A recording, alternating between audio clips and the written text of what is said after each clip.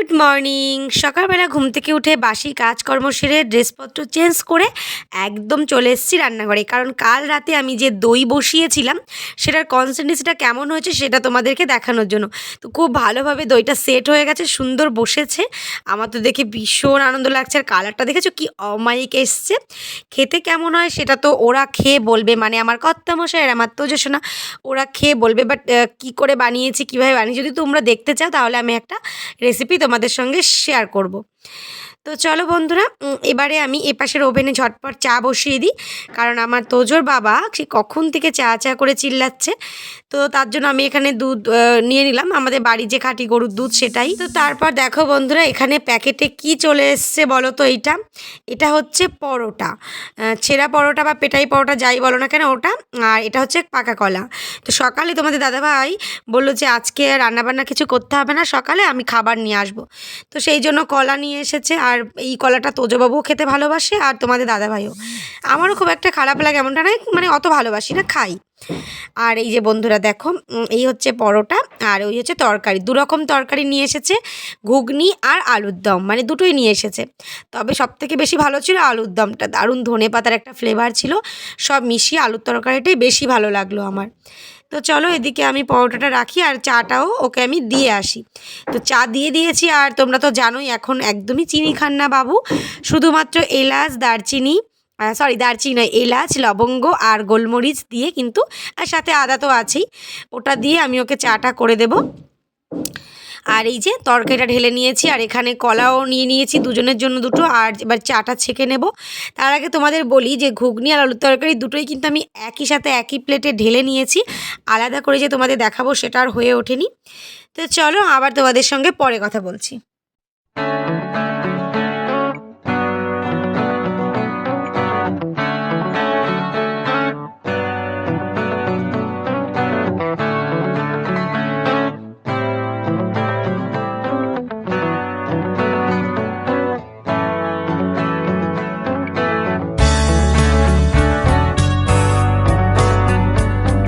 আমাদের breakfast complete. এবারে দেখো তোজবাবুকে ওর বাবা পড়াতে বসিয়েছে, যেহেতু আজ ঘরে আছেন উনি সকালবেলাটা, তো সেই কারণে তোজবাবুকে ওর বাবাই পড়তে বসেছে। আর যেহেতু পরের দিন অঙ্ক পরীক্ষা, তো সেটাই আর কি করানো চলছে। আর তোজসোনা জানো তো ওর বাবার কাছে একদম পড়তে চায় না, শুধু বাবার সঙ্গে খেলাধুলা খেলাধুলা। আর তোমার দাদাভাই বললো আজ আমি যখন ঘরে আছি রান্নাটাও আমিই করব। তো সকাল সকাল বাজারে গিয়ে নিয়ে এসেছিলো কাতলা মাছ, তো কাতলা মাছটাই ভাজা হচ্ছে দেখতেই পাচ্ছ। তো আগে 4 পিস ভাজা হয়ে গেছে আর এখন 4 পিস ভাজছে।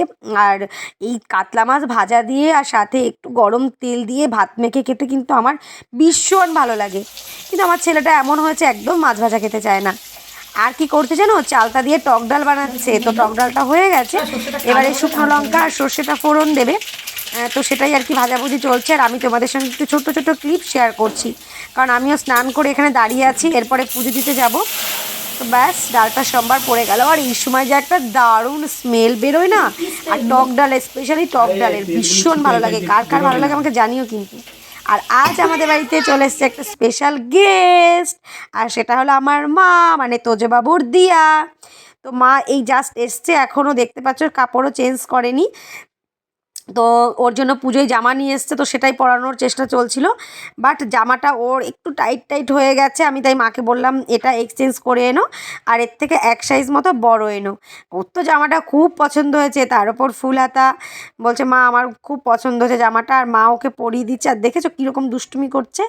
আর দিয়াকে পেয়ে তো খুব খুশি জানো তো, যতক্ষণ মা আসছিল না পুরো পাগল করে দিয়েছিল, পাগল করে দিয়েছিল।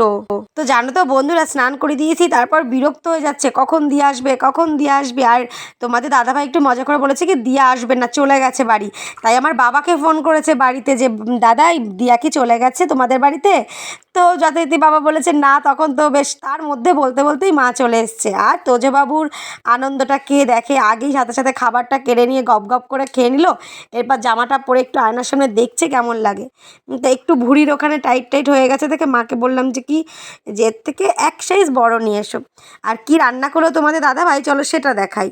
এই যে দেখতেই পাচ্ছ কাতলা মাছের ঝাল করেছে একদম বিয়েবাড়ির স্টাইলে। আর এই যে চালতা দিয়ে টক ডাল করেছে।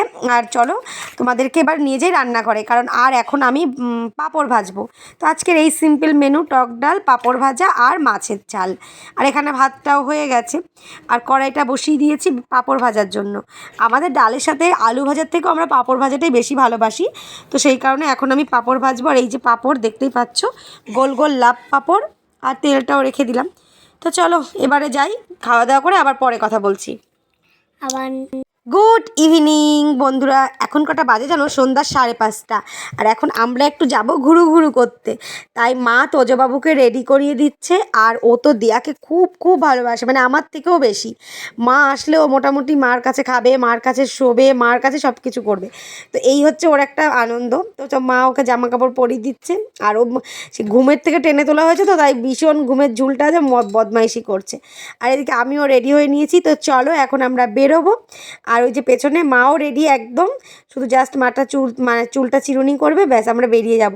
আমি আর তোজোর বাবা যাব একটু শপিংয়ে, পুজোর শপিং করতে।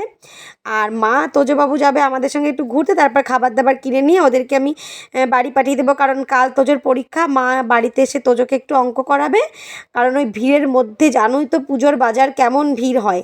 তো এই জন্য ওকে আর নেবো না, মার কাছেই রাখবো। তো দেখতে পাচ্ছ মাকে কত মিষ্টি লাগছে না বলো? তো চলো আর কথা নয়, একেবারে সোজা মধ্যমগ্রাম। তো চলে এসেছি, আর এখানে এসে আমার তোজবাবু ঢুকে গেছে। এটা হচ্ছে মনে হয় মন জিনিসে।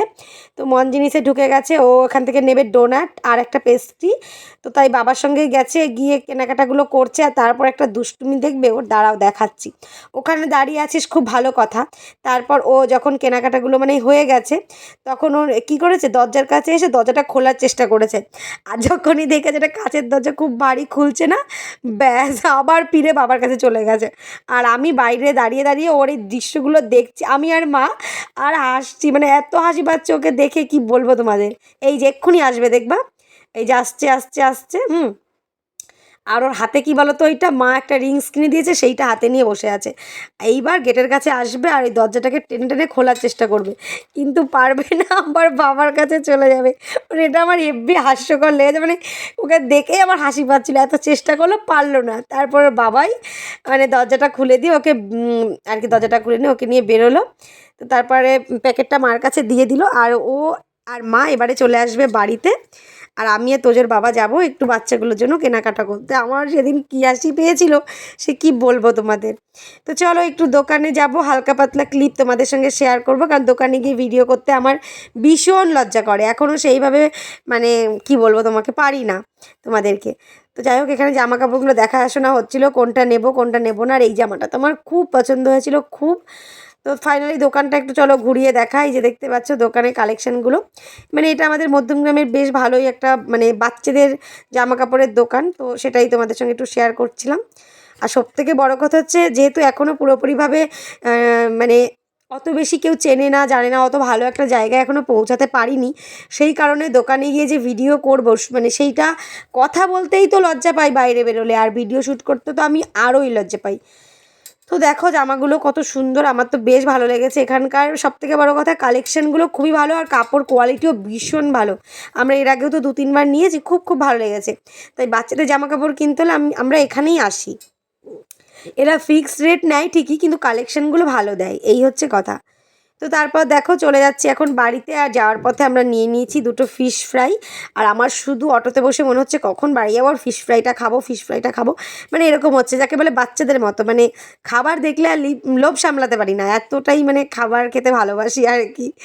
তো যাই হোক চলো, ডিগডিগ ডিগডিগ ডিগডিগ করে যাচ্ছে অটোটা, তো তোমাদেরকেও নিয়ে যাচ্ছি। আর এখন জানো তো সবথেকে কী ভালো লাগে, এই পুজোর বাজারে রাস্তা সব সময় গমগম করে, রাত 12টা 1টা যখনই তোমরা মানে রাত্রেবেলা বেরোবে, পুজোর বাজার যাকে বলে, এক কথায় রাস্তা দোকানপাট সব গমগম করে লোকের ভিড়ে। তো ফাইনালি কিন্তু আমরা চলে এসেছি আমাদের গলিতে, মানে আমরা যে গলিতে থাকি সেই গলিতে। তো চলো এখন আর তোমাদের সঙ্গে কথা বলবো না, ঘরে গিয়ে কথা বলছি।